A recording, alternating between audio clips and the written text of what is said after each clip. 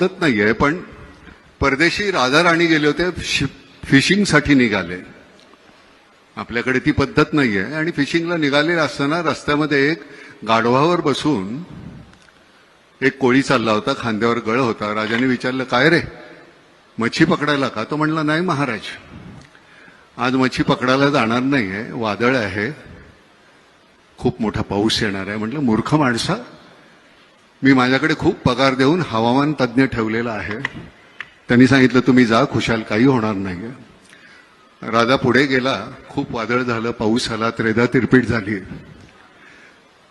राजा दरबारात गेला. प्रधानाला सांगितलं, त्या माणसाला आणा बघू, हवामान तज्ज्ञाला. त्या लाद घालून हाकलून लावा आणि त्या कोळ्याला बोलवा आणि त्याला अपॉइंट करा. कोळी आला. तो म्हणला, महाराज, मला यातलं काही कळत नाही हो. तो म्हणलं, मग त्या दिवशी कसं सांगितलंस पाऊस येणार, वादळ होणार?